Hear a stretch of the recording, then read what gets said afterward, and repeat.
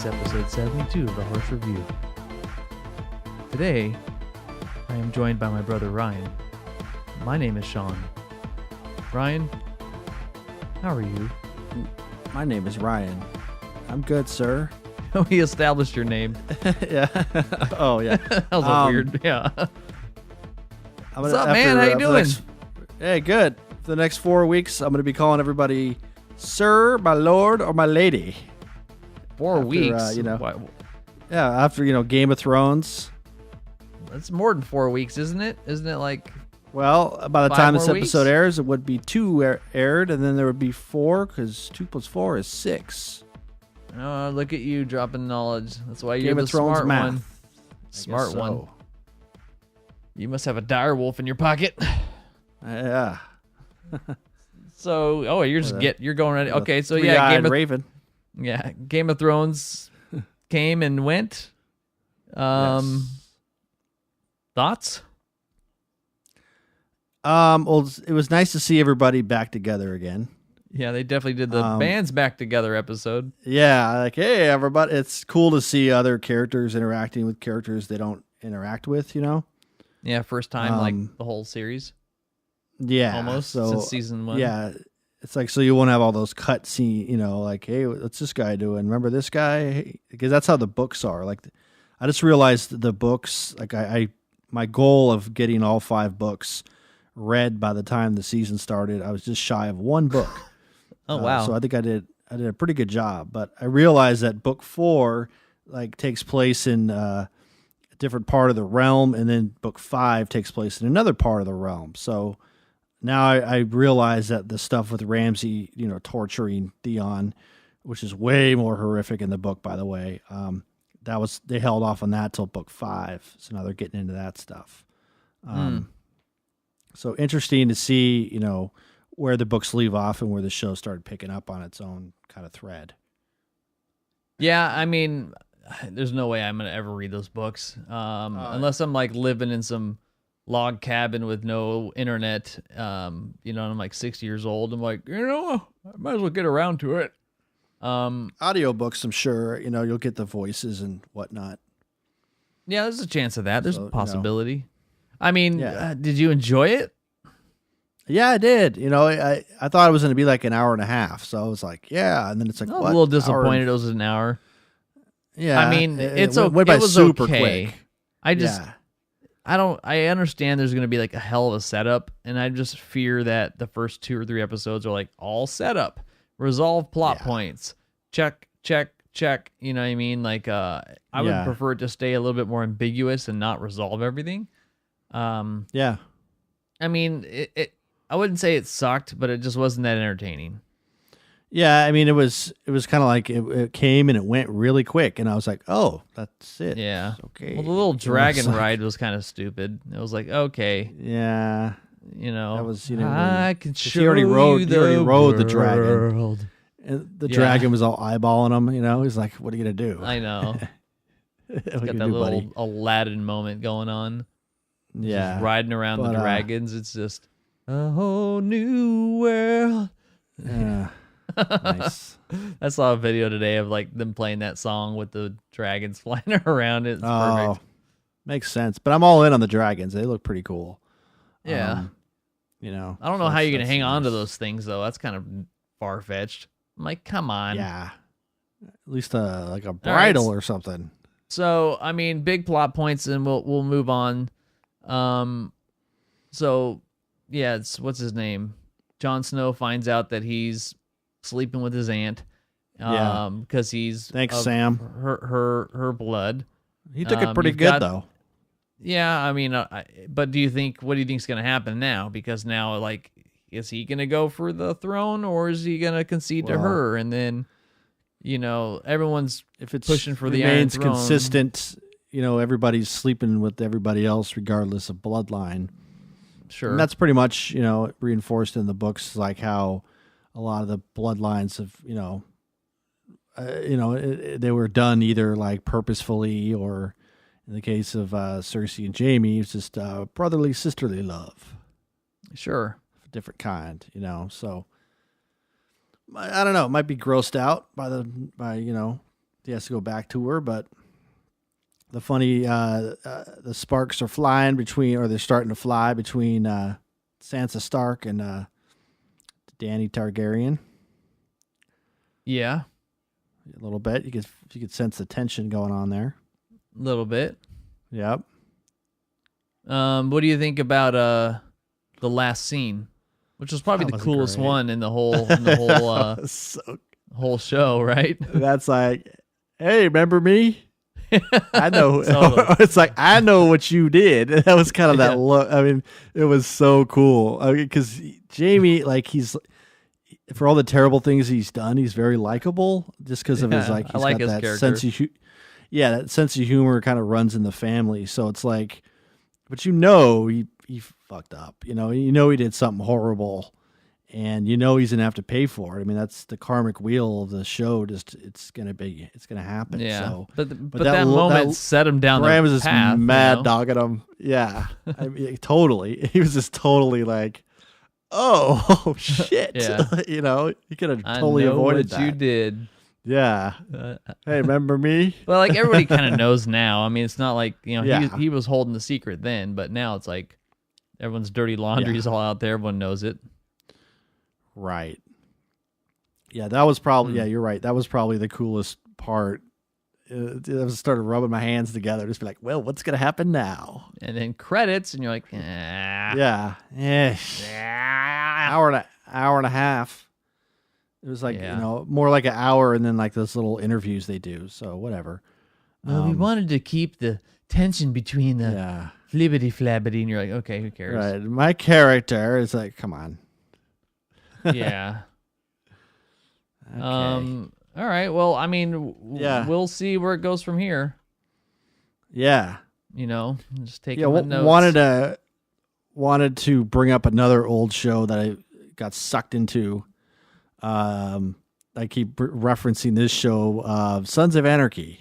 No, you won't let this go. Okay, what do you got? No. I mean, I came across an article on Ranker that kind of made me happy this morning when I read it, just about how a lot of it's kind like of as in the thing from Return of the Jedi? No. Oh, okay. Came across it this morning. Ranker, RAN. No, I'm with you. Okay. .com. So it's like basically the show is vaguely factual, emphasis on vaguely. So there's a lot of things I wanted to kind of bring up that are kind of bullshit with the show. I don't know if you're game for this, but it won't take long. I just got a couple things. All right, hit Some me. of it you might find slightly amusing. So Sam Crow kills way more people than real motorcycle clubs. Jax Teller's body count is actually 46 people throughout the whole show. I don't know if you knew that or not. He's a serial killer. Yeah, and actual Sam Crow complete, like all of them, they kill 153 people. So it's like, this is like Jonestown, proportions almost. 153. Jesus. Okay. The biggest thing here is like the sentence that vindicated it for me was that many murders would have certainly been noticed by authorities to a higher degree than what's shown. I'm like, yeah, I think so. The initiation process is even more extensive than it let on.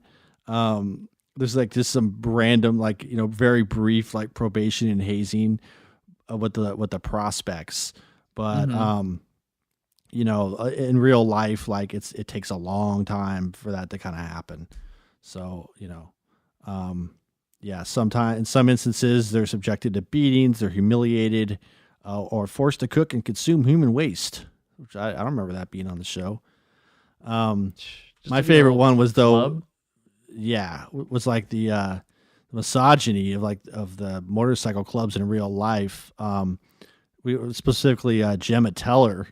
You kind of see her bossing around other club members. She's always chiming in on the business, interfering with everybody. Yeah.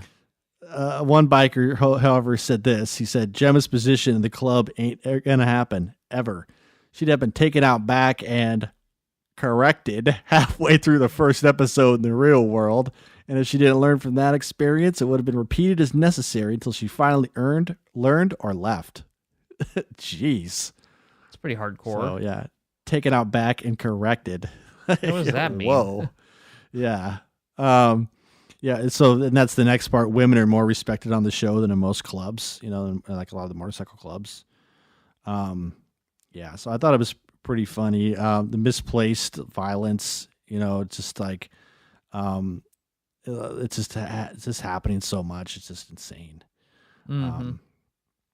But yeah, so I thought it was very interesting. Also, motorcycle clubs generally don't run adult film studios. That's Which, true.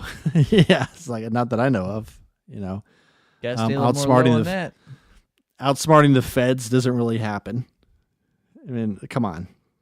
Yeah. I mean, it's just it wouldn't happen. So, yeah, I thought it was amusing about a show. Like all the complaining I do about the show, I actually stuck through it and watched all of it. But it just, kind of going, come on, like half the, just yelling at the television through most of it. So, wanted to share that with you, Sean. Well, I appreciate it. I think that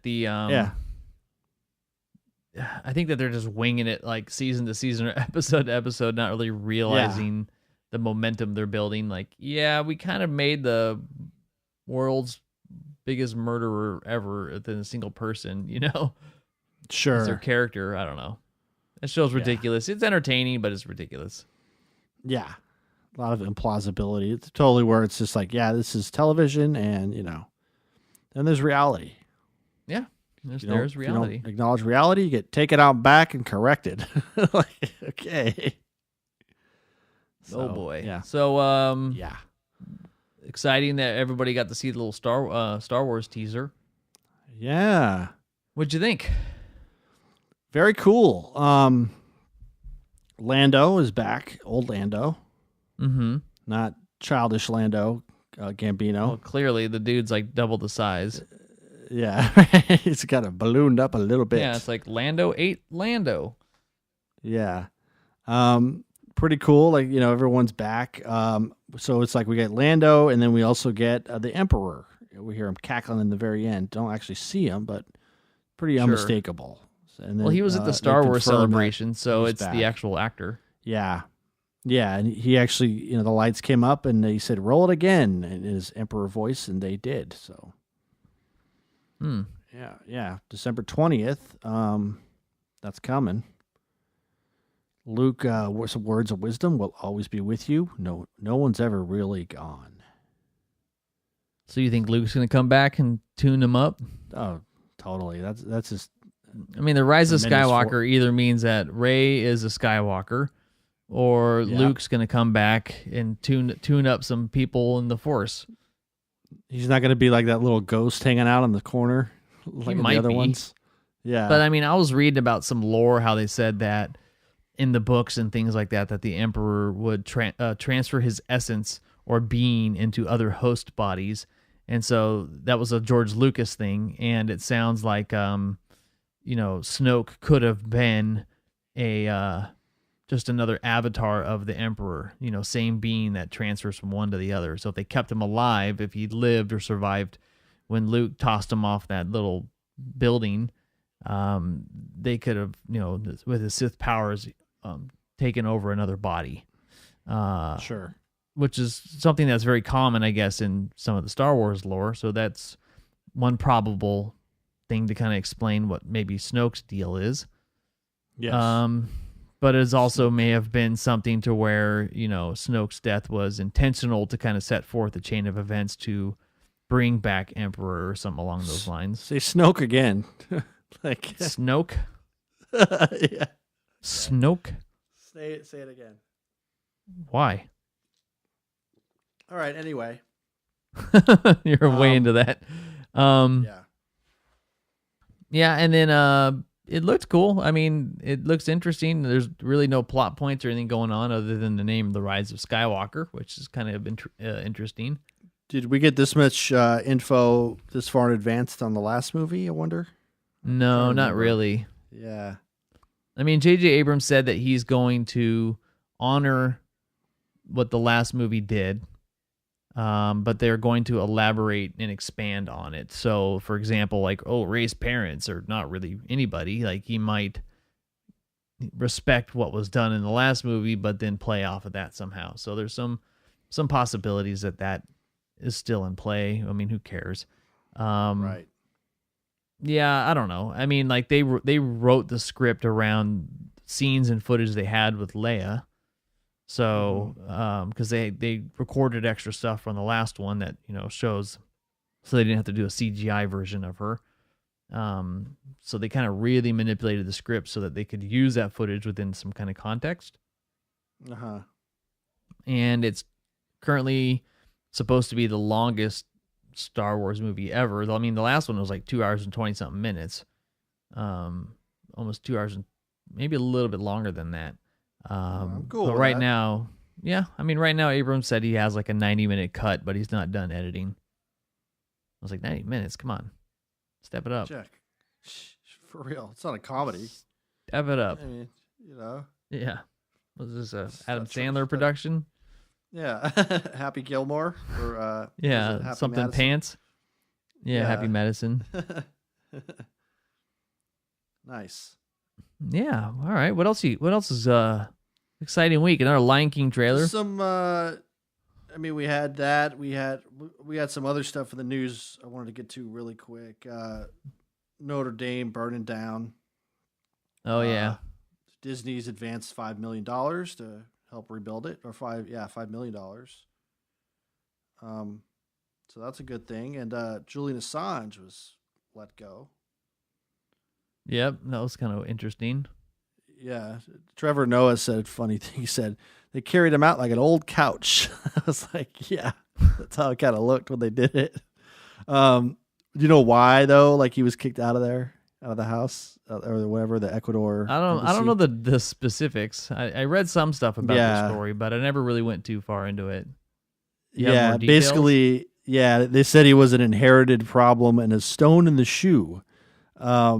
So basically, like this is the quote: "This is the discourteous and aggressive behavior of Mr. Julian Assange, hostile and threatening declarations, and especially the transgression of treaties have led to the point where the asylum of Mr. Assange is unsustainable and no longer viable."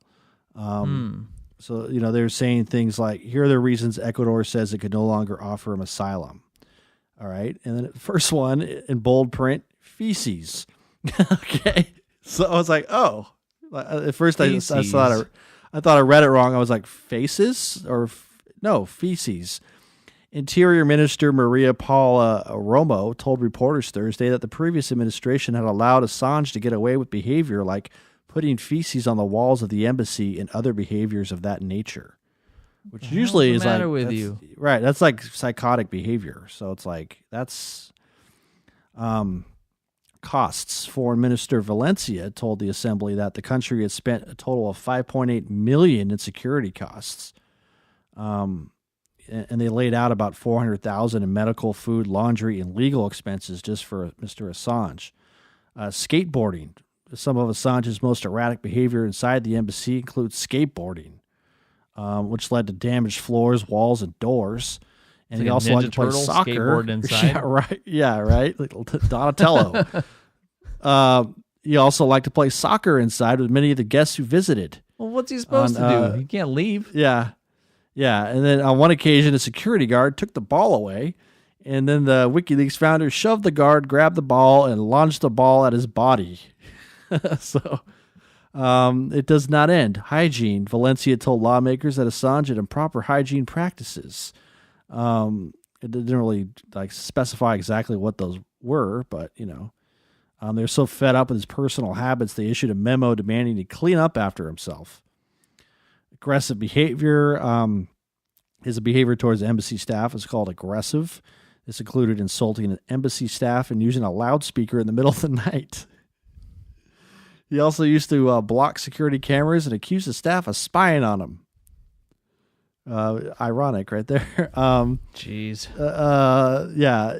One of the final straws was WikiLeaks allegations that the Ecuadorian government was trying to blackmail Assange using videotapes of a medical examination.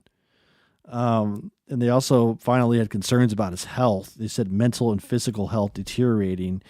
And that's very much like, it just sounds like he became Jack Torrance from The Shining, you know what I mean? Just kind of cooped up, and that's just kind of what happens. I mean, yeah. I mean, you have access to the outside world, but there's nothing else. It's just like, you're kind of in fear for your life. There's uproot of security and everything, and it's just you slowly go mad. So that's pretty much what happened. Well, that's a shame. Hello. Yeah. So yeah, it is a shame, but I mean, like, I don't know. I know there's people that are on both sides of the fence with this dude. Yeah. I personally don't really care. Yeah. It's like, yeah, he's out of sight, out of mind. Great. The next thing you know, Snowden's like, oh, I better be careful. Yeah, better find another embassy. Right? I don't know. Don't smear feces these guys on the know wall, the risk. You should be fine. They know what they're up to, but I mean, I'm sure that they'll probably make for another good movie where Benedict Cumberbatch will play him again in The Fifth State. Of course. Which wasn't actually too bad of a movie, but I don't know. Yeah. The guy's definitely a little strange. Yeah. Kind of have to be to do, to live that life. To do that kind of thing, of course. Some podcast news. Chris Hardwick is sued over a failed podcast. What do you mean? So, according to news reports, he's been sued by podcast company Cadence 13 over claims that he dropped his podcast in the midst of a 2-year contract. Legal documents show that Hardwick was advanced a sum of $1 million, and Cadence 13 is suing for, I don't know how they got this number, $606,000. That's the amount they were unable to recuperate through sales of advertising. He stopped recording episodes of his new podcast, Idiot, after sexual abuse allegations. We remember that back in June. And then after an investigation, he was reinstated as the host of Talking Dead, no charges filed. So, yeah, because he was doing the Nerdist podcast, although he no longer owned the company and that kind of stuff, even when he had sold it. But he was still operating under that banner. And then he did ID10T, and that was his new podcast. Did the whole rebrand and stuff, and like, I'm just going to keep talking to celebrities, which I never really find that is interesting because he's just like a big fanboy, so you don't really ever get any tough conversations or anything interesting. Yeah. I mean, I just remember him as the host of Singled Out.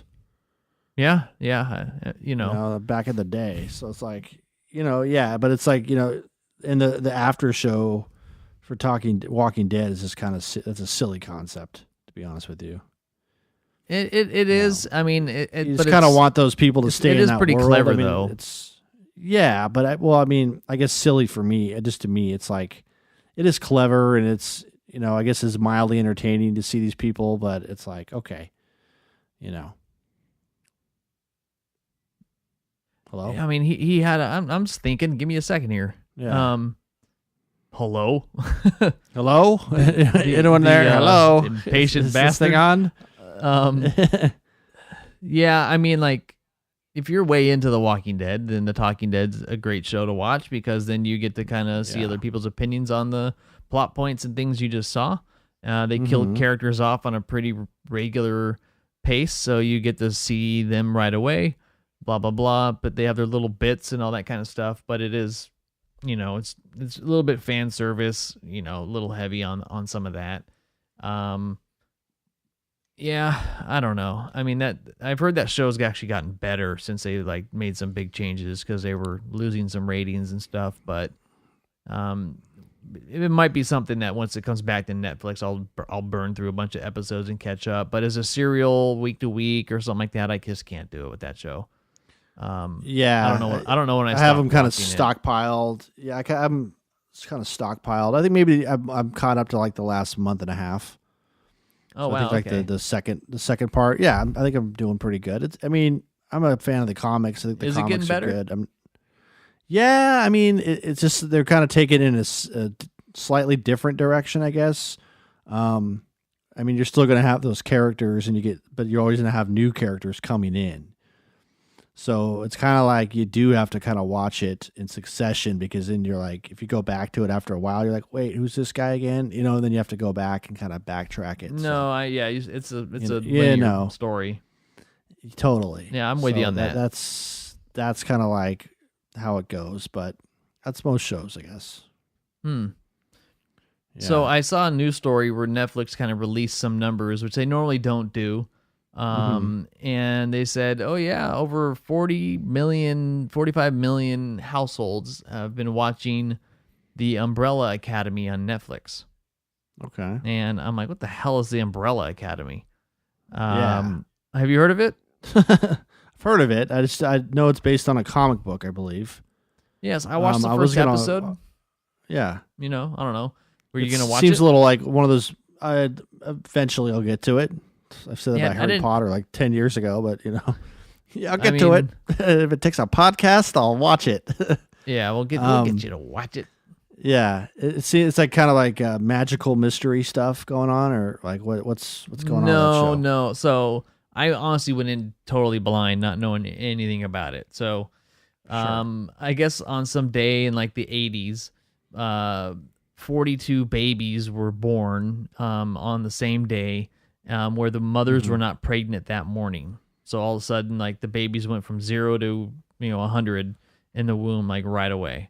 So it's like some world phenomenon, and then some huge rich dude, some like genius, crazy mastermind, went and purchased or adopted 7 of them, and they were all like talented and gifted in their own weird way. So kind of like an X-Men type of vibe. But it's a little bit more like Watchmen-esque because of their interesting relationship with each other. The way that things are shot is kind of very Wes Anderson-y. Very, very kind of quirky and very weird in a good way. I guess it's not like it's not doing a lot of the stereotypical type of stuff. So it definitely had my interest so far as it kind of goes along. I'm like, okay, this looks interesting. Like I want to learn more. There's a talking monkey, and I was like, whoa, what? That was probably the weird part. Like I can handle every weird personality, ape or but chimp. What kind of monkey we talking here? I hate every ape I see, from chimpanzee to chimpanzee. What's the next line? Like to say us. Yeah. I hate every ape I see, from chimpanzee to chimpanzee. I just remember that part. Yeah, I know what you're talking. That's it's Troy a chimpanzee. Broadway version of Planet of the Apes. Take the amigos' clothes. I actually rented that movie and was watching it just because after I was sending you those messages, I was like, I had not seen Three Amigos in a long time. Does it still hold up? It does. Yeah, it's so silly. Yeah. Do you have anything besides Mexican food? Right. Yeah. Chevy Chase. Anyways, so it's, and then by the end of the first episode, you're kind of like, oh, cool. All right. I'll keep watching it, see where it goes. Moves pretty quick, huh? It does, but it's pretty strange. And then it's got a lot of interesting elements to it. So it's pretty weird. It kind of does seem like, it's like a cross between a Wes Anderson movie and Watchmen and a little bit of like X-Men. Anywhere where like 7 mutants get together and, that kind of stuff. But it's a little bit more based in reality. So you really don't Except for the talking monkey. I mean, that's... Except for the talking monkey. They haven't really addressed that. Yeah, the suspend disbelief. So, yeah. And then there's kind of like a murder mystery and, all these other little things that kind of come up, but they haven't really shown you a whole lot. They don't really explain anything to you. You just kind of see it and you're like, okay, So they don't, you're kind of learning what people's deals are indirectly through other means. Is it doing better than Bird Box? I never saw Bird Box. But we talked about that, how it was just huge. It was all over the place. Sure. Well, that was a movie where this is like a series. So yeah, but I mean, it's still like like a sensation, that just catches on in Netflix. I don't think so at the same kind of social media way, but I honestly don't pay enough attention to social media to really care. Yeah. So I don't know. But anyways, it looks interesting. I'll be watching more of it. You should check it out. Cool. I'll have to check that out. It does what it's told. It does what it's told. It's on my radar, sir.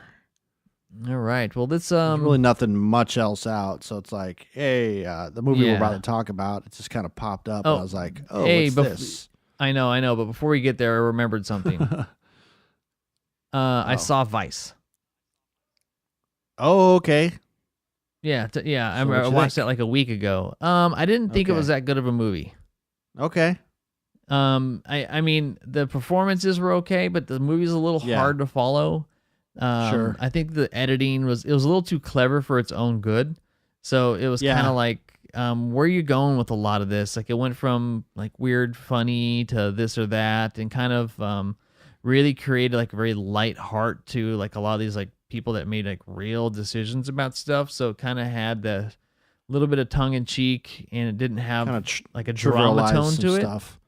Yeah. Yeah. Like it just was hard. Like everybody was like a caricature of themselves.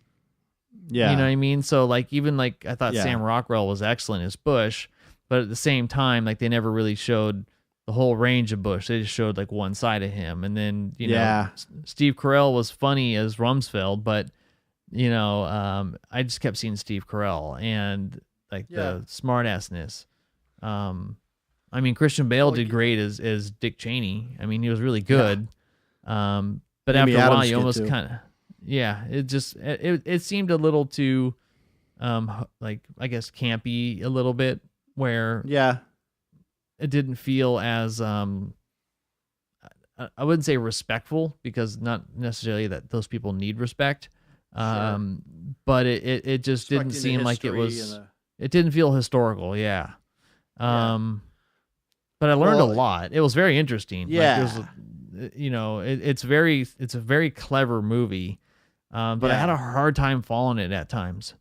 It's kind of like the best allegory I can have is like, it's kind of like that cool history teacher. You know, it's just like it gives you a lot of good information, but then they're like hard to follow, and they go off on stuff. You know, I've had some cool history teachers, and it sparked my interest in history. So this movie kind of delivered that way, you know, where it just very much surprised you and gave you the facts in a different kind of way. But yeah, I can see your point. You can also draw like a parallel of what we've talked about before with how different people interpret history. So, you know, this is more of like a comedic take, because, you know, Adam McKay, I think his name is, like, he's done some semi-serious things recently, but it's still, he's still always going to be like, he directed Step Brothers and Talladega Nights, you know, so it's like he's got that still going on. Well, and it was tasteful. I mean, like, there was some genuinely pretty funny things in there, which I guess I just wasn't really quite expecting. So maybe I would appreciate it more on a second viewing, to where like I kind of already know like what to expect. Like, for example, like when they had like the, you know, Dick Cheney gets like the, you know, phone call about like, do you want to be president or not? Because he has a gay daughter and he doesn't know what to do. And then like the next scene, it just shows him like he decided to go live on his ranch and raise Labradors, and like the credits are rolling, and the movie's only been like 20 minutes, you know? It's kind of silly. Yeah. There's a lot of those kinds of moments where it was just really, it reminds you it's not taking itself too serious. But then I felt at times it wanted you to take it serious, and you just didn't trust it. You know, like I'm like, okay, you're messing with me, you know.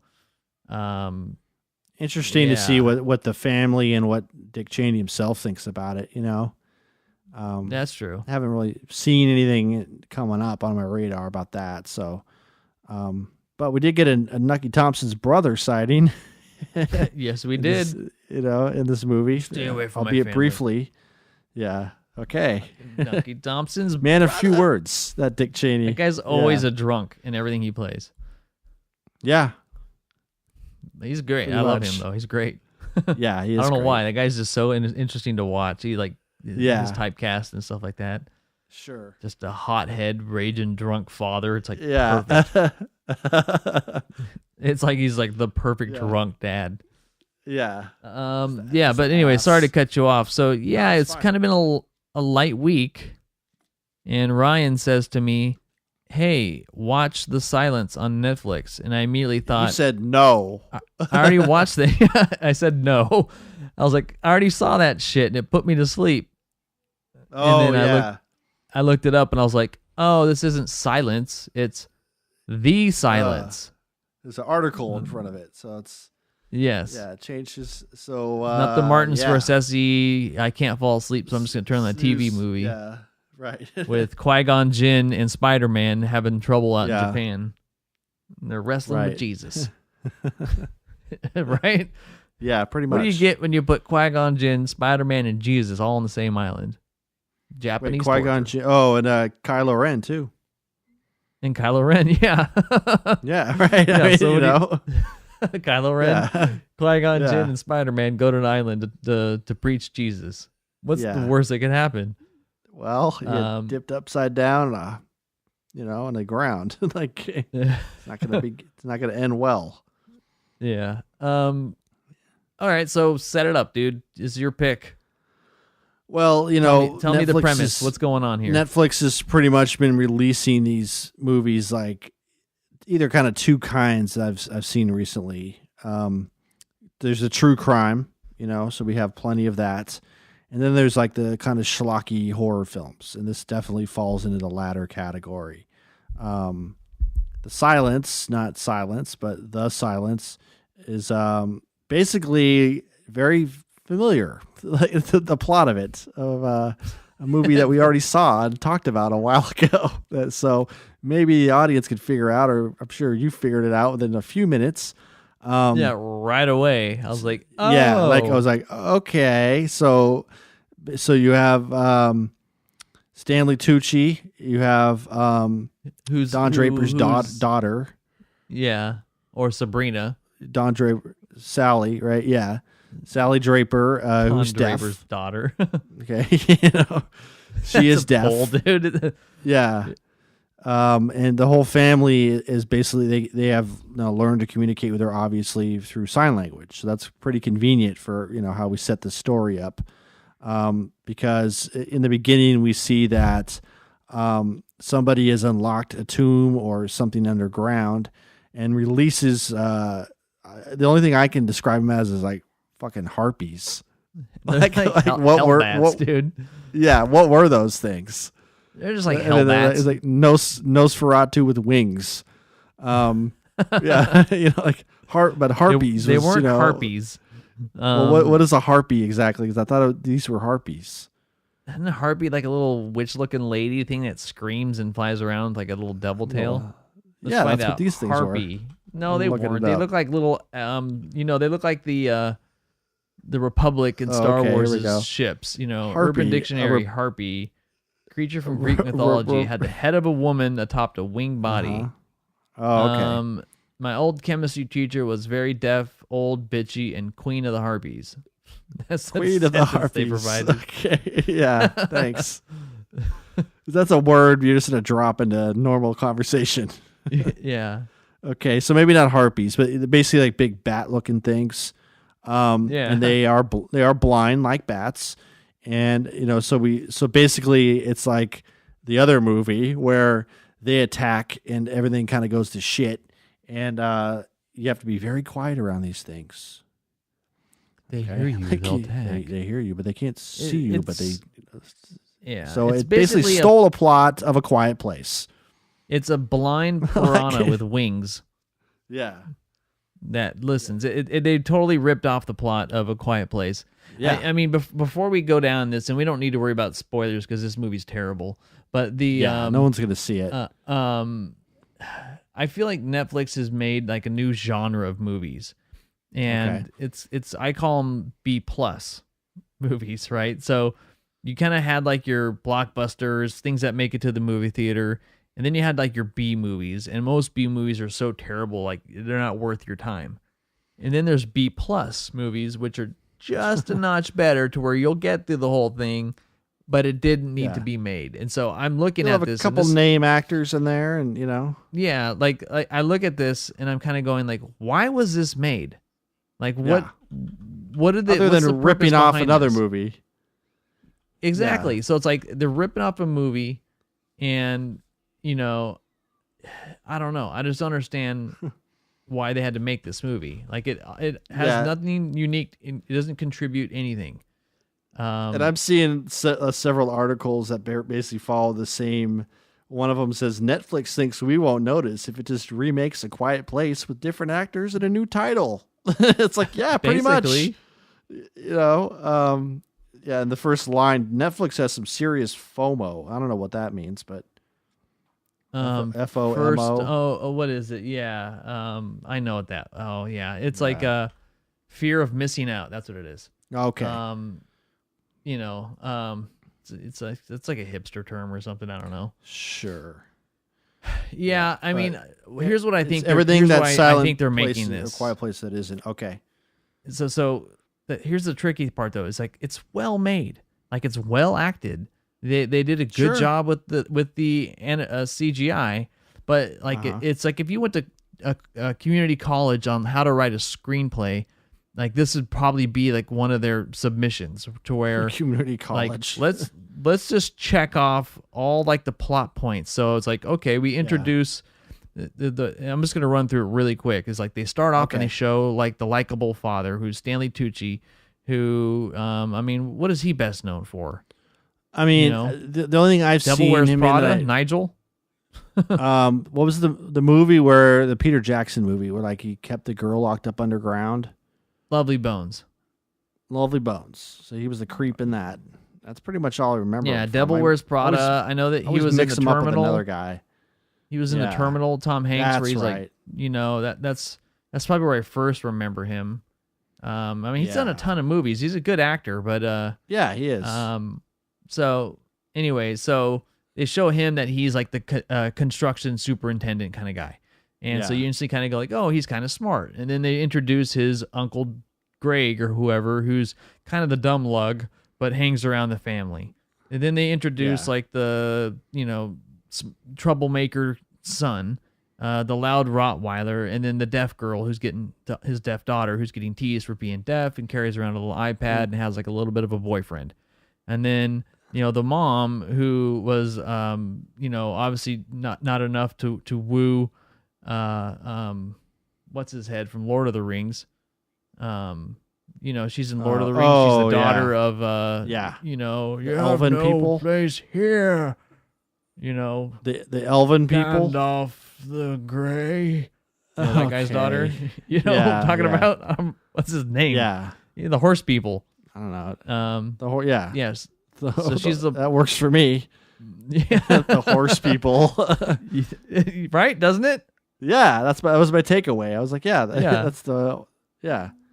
Yeah, that's where. Okay, so the horse people from Lord of the Keep going, Rings you're doing good. King's daughter, and then they're all kind of hanging out around the house, and then instantly they see the news story like, "Ooh, something's broken out! Everyone, be quiet!" Of course, they're all instantly like don't know how to react to it, and then the big uncle guy goes, "I'm gonna go get my gear and weapons and let's get out of here. Let's go somewhere quiet, not away from the city.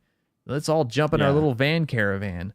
And then within 5-10 minutes, the guy drives off the road, and you're kind of like, okay, what the hell are you doing? Like, that was a non-event, and we're down, crashed your car, and his leg is stuck, and he can't get out. So just go on, save your family. And then there's that whole, the part where they released the dog was so sad. Well, okay, I'm glad you mentioned that, because I thought he was going to choke it out. Because we're trying to be quiet, and the dog's barking, and then he kind of goes back and like wraps around the dog. I'm like, is he really going to choke out this dog? Yeah. But then he lets the dog go. Got to choke a bitch. I know. That was probably the saddest part because you don't want to see any dog die. That was up there with the human deaths. That was up there with the falling donkey in that other horrible movie we saw. That wasn't horrible. It was entertaining. It was better than this one. Yeah. Falling donkey. And so then they're in trouble. Then they got to go on foot. They discover, they can't see me, and then so he does his little engineering stuff to figure it out and make noise and tests things. And then they got the smoking ant who's hacking. It's like just clubber already. Yeah. And so then they find their little leave her by the ditch. Yeah, they find their little house. Right, they're like, well, let's just hole it up here. Where they walk up to the house and that dumb lady walks out with a shotgun. Yeah. And you're like, you're not watching the news? Like, do you not know what to be quiet? That's the second idiot, because there was another guy who was making a shitload of noise. Oh yeah. And then he got shot like earlier on. And it was like, dude, like you don't have any, like you're not catching on here, are you? Like this isn't like rocket science. Shut the fuck up. You can't be making a lot of noise around these harpies because they'll get you. Yeah, so then they head into like get supplies to some town. She got messed up. Yeah. Yeah, and they meet this creepy priest. Hold on. So back up real quick. So they go through this little sewer drain pipe. Okay, and Stanley Tucci, I just realized I get him mixed up with Mark Strong. Who the hell's that? Mark Strong's like that British guy. He was the main nemesis in Sherlock Holmes. You get those two mixed up? Yeah, I don't know why. I think because they're both bald. That's wow. I like Mark Strong. He's cool. He's great. I like he he's plays really like, cool. Yeah, he's been in a lot of cool movies. I like actors that are not like A-list, but like the kind of roles they get are the kind that I would want to do. Yeah, if I was an actor. Yeah. So Mark Strong goes through the sewer. I never knew that dude's name. Yeah, he makes it through okay, but then all of a sudden, when the kids go through, a snake is there, and I'm like, well, the snake just slithered in there when Mark Strong, and then wife gets bit in the leg, and we got to mention her head off. Yeah, shrieking, shut the fuck up. But then they go into town, and that's when they encounter the guy. He kind of looks like Preacher. Yeah, from the Preacher He was a creepy actor. They did a good job casting him. They did. And then so he's like, come with us, join us.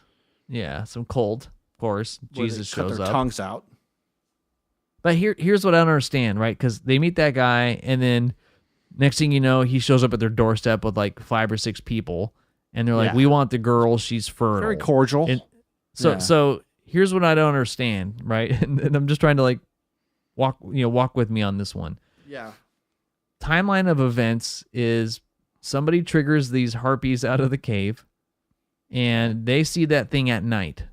So they head out that night, right?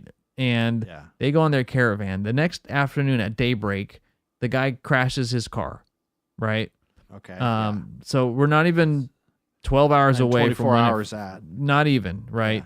Yeah. Then they walk and find a cabin, same day, right? They stay the night because it was nighttime. Then the next day they go out to this town and they meet the little Jesus guy. And then he shows up that night. So it's essentially kind of like the third night. And they've already all called it. Like, we're all in on this whole cult thing. So let's cut all our tongues out and live in this silent world now as if like nothing's ever going to get better. Like within 2 days, dude. Yeah, I was 2 like, days. Calling it, cut them out. Yeah, cut them out, calling it. Lay it out there on the slab and then let's hack that tongue off.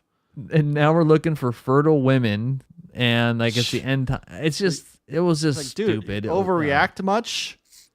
Right? There, dude. It's like, come on, like give them like Pump 72 the brakes hours. A little bit. Give them like the usual government turnaround to like response is like 72 hours. You couldn't even do that, dude. You couldn't even honor that. It's like, all right, that's pretty extreme. Especially because Mark Strong just turned on the wood chipper and like killed like 300 of them. And then he stopped it all of a sudden. It was like, dude, just keep that shit going all night. Yeah, maybe when you wake up the next morning, getting your bat guts on the ground. Turn that shit off. Worked in Fargo, I just thought, like, work here. You just discovered the solution. Just put wood chippers everywhere. Right. Turn them on. You'll burn through them.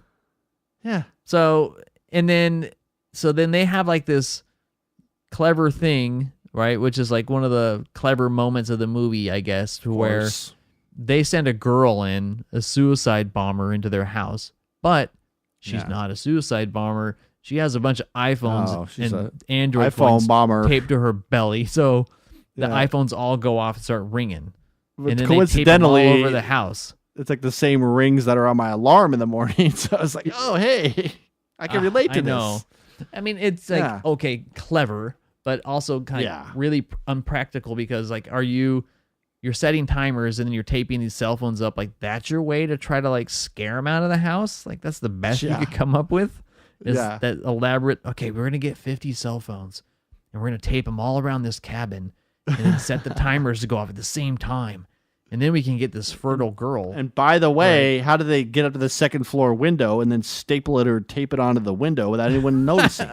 I don't know. Not much in the, good job guarding the place, Mark Strong. I mean, you're supposed to be the man of the house. And also, forgot to mention that 2 characters get like major fucking injuries and they just keep going. Like nothing happened. Yeah, the dude took one to the side, right? Yeah, dude. And they could have killed him.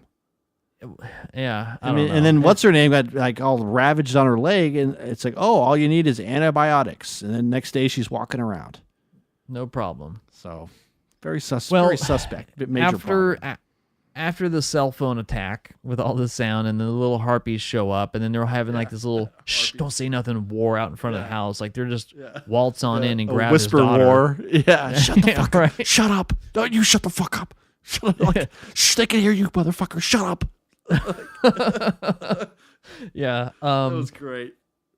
And then they just eventually say, like, you know what, fuck it, let's just beat him to death with my shotgun and this and that. Yeah. And then they tune them all up, and Yeah. they get the daughter back, and there's like these two kids sitting there. It's like, whatever, tongueless, get out of here. And then the movie's done. They wrap it up, Yeah. and you're like, that was it. And then it's like the epilogue, I guess, is like they find some other place, but it seems no one's there. So it's Oh, that's right. They find the sanctuary, the sanctuary, and then it's like the last shot is like they're it looks like the narrations is stupid. It's just like, come on. It's like, well, we're starting over, and but you never know. And it's like, you don't, because this movie just wasted an hour and a half of my life.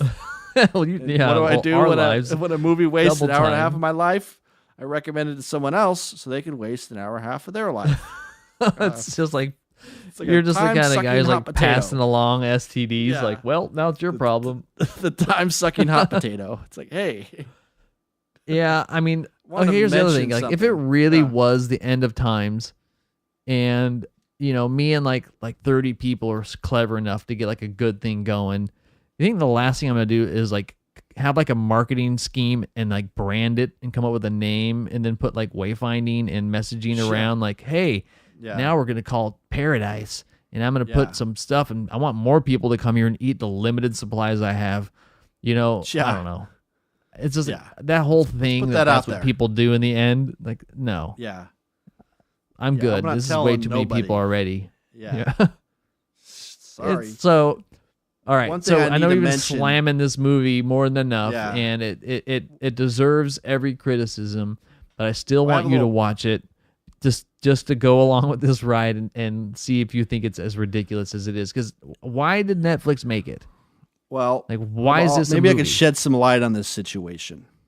All right. I have a little background information for you. So, Netflix it seems like they, when a popular movie comes out, like they just have some whip fast timing where they release something that's a little bit similar, but not really, it's too similar. So, the screenwriter behind this particular abomination, his name is Shane Van Dyke. And he has a history of writing scripts that are a little bit similar to this one, and that also exploit the popularity of other movies. He works for a company called The Asylum, and they specialize in what's called mockbusters. A mockbuster is a direct-to-streaming video movie made specifically to capitalize on the success of a big studio franchise with a pretty much identical title or plot. So this company was sued in 2012 by Warner Brothers, claiming people had mistakenly purchased a Shane Van Dyke film called Age of the Hobbits, which has nothing to do with Lord of the Rings. But it doesn't end there, because a few other movies that Mr. Van Dyke penned. So let's see if you can guess the similarities here. All right. One of them is called Transmorphers 2. And the other one is called Morphers. That could be really dirty, or it's I don't know. And it's funny because it's two, so that means there's one other one that came before that. So this is like the second heap of shit. And the other one is called Paranormal Entity. To the credit of this film, though, I mean it's adapted from a book that nobody's heard of, and the book came out before A Quiet Place, so you can always say that Mr. Krasinski went and read the book and was like, "Oh, I'll do this," but I don't think so. I think he did get some heat for stealing some plot points from something. From this one, then It could have been from the book. They could have come out with it in spite, Spite shit. Basically, Yeah, I don't know. So there you have it. So it's like Netflix they've been pretty apt at like taking these premises that are kind of the popular thing. And, Bird Box is the same thing. It's kind of like, it's like Quiet Place, but you can't talk, you can't see, it's like the same shit. Just kind of flipped around a little bit. So, a lot of similarities. Film critic. Yeah, this is kind of long. I don't want to read the whole thing. But yeah, basically it's like Netflix's strategy. Streaming giants executives fed the ubiquitous popularity of Bird Box along with their chilling adventures of Sabrina Golden Girl into the all-powerful algorithm, and it regurgitated this low-rent imitator. The silence exists for the sole purpose of being digitally sorted into a list of recommendations for viewers who liked Bird Box, though that classification would be more accurately clocked as for viewers who liked A Quiet Place. Come to think of it, the demographic they're really after would be something closer to viewers who have trouble telling similar things apart. So, there you have it. Yeah, I think that Netflix greenlight these things because they need to have stuff on their platform. But I mean, it's all about quality over quantity, and that's the kind of issue I have with a lot of these streaming services. Is there's just so much bullshit now that it's getting harder to kind of go. Yeah. It's like it's almost not worth it unless I know specifically what I want. Because, like, I just watched this Ricky Gervais series called Afterlife. Right, on Netflix. Yeah. Did you see it? No, I like his stuff. Like I think he's hilarious. 6 episodes, but I don't know about some of his shows.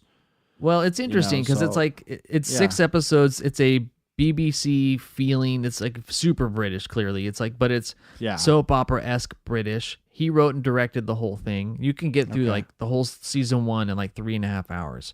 And it's about a guy whose wife dies of cancer, and he just decides to be like a relentless prick to kind of like cope with it, which is like right up his shtick. So he's pretty funny, and he says a lot of funny things. But then there's like this heartfelt story along the way, but it's really simple. But again, it almost kind of feels like this kind of stuff would never get made unless somebody needed to have content. Right, because then it can sit in this ecosystem where it doesn't really have to do a whole lot other than add breadth to my assortment, right? And so the movie like The Silence is kind of similar to me, where I thought, the show Afterlife, it's entertaining. If you like Ricky Gervais, you'll like it. But it's just there to serve that purpose to me. And I also remind myself that there are people who are way behind the times with movies. Like they're just not. They see them casually. They're not on top of it. Don't want to leave the house. Yeah. So, like, there might be someone who's just wanting to hang out, and live somewhere where you don't really get exposed or don't really care. And it might have a need, but I just don't know, like, how these movies get made. And they're actually getting made pretty well. And that's why I call them B+ movies, because they're not total trash. They're a notch above, but still not that great. Yeah. All right, let's close the books on this. Go watch The Silence on Netflix. Tell if you think it's as silly as we thought it was. And then watch Silence and tell us which one's better. And get hella depressed when Kylo Ren, Qui-Gon Jinn, and Spider-Man get on an island in Japan to go teach people about Jesus. Try to peddle religion. Yeah. Nice. All right, well, that's going to do it for us this week, folks. Thanks for stopping by and enjoying us ripping on The Silence. Head over to our website, theharshreview.com, to check out more episodes or subscribe on your favorite podcast player. You know where to find us, and then we'll be back next week. Are we talking Avengers yet, or are we giving that another week?